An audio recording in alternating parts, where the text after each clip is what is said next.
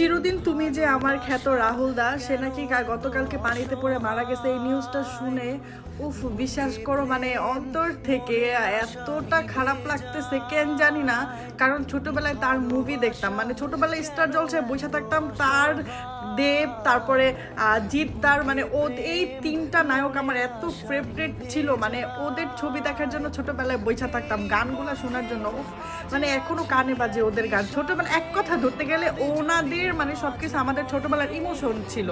তো উনি মারা গেছে, এটা আসলেই একটা নর্মাল ব্যাপার না। মানে পানিতে পড়ে কিভাবে একটা মানুষ মারা যায়, এটাই জীবনে মানুষের মরণশীল। একদিন না একদিন মরতে হবে, যেটা যে সিচুয়েশনে তুমি তো উস্তা খায়ও মরতে পারো, কারণ তোমার হায়াত অতটুকু পর্যন্তই ছিল। তো এর জন্য এই দুনিয়াতে না এত অহংকার দেখায় কোনো লাভ নাই। সবচেয়ে বড় কথা আমার এত বেশি খারাপ লাগতেছে প্রিয়াঙ্কার জন্য। প্রত্যেকটা মুভিতে ওর অ্যাকশন ওফ জাস্ট ওয়াও ছিল, ওয়াও। মানে ওর মুভিতেই বোঝা যাইতো যে ও রাহুল তাকে কতটা ভালোবাসতো ছোটবেলার থেকেই। তারপরে দেখো তার কি ভাগ্য, ওরে পায়া গেল, কি সুন্দর সংসার করলো, বাচ্চা একটা হইলো প্রিয়াঙ্কা আপুর।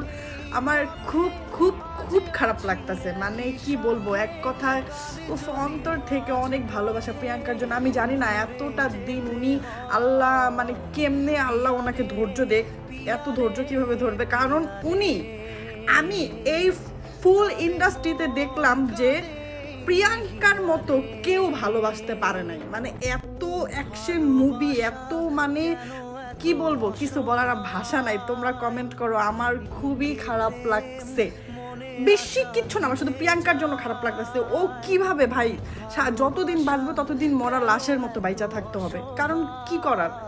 এত ভালোবাসা মানে কিভাবে চলে গেল। আমি মনে করি কি জানো, আল্লাহর কাছে সবসময় একটা কথাই বলি যে আল্লাহ, যদি একটা মেয়ে একটা ছেলেকে মন থেকে ভালোবাসে, ওই ছেলেটাও ভালোবাসে, তুমি অ্যাটলিস্ট মেয়েটাকে আগে নিও, ছেলেটাকে পরেই নিও। কারণ একটা মেয়ে অনেক কষ্ট হয়, অনেক ভাই রে ভাই। রিয়েল লাভ তো রিয়েল লাভই, মেয়েরা ভালোবাসলে ভাই অনেক ভালোবাসতে পারে। এটা প্রিয়াঙ্কা রে না দেখলে কেউই বুঝতাম না, বা আমিও বুঝতাম না, এত এত ভালোবাসা। যাই হোক, আল্লাহ মানে কি বলবো।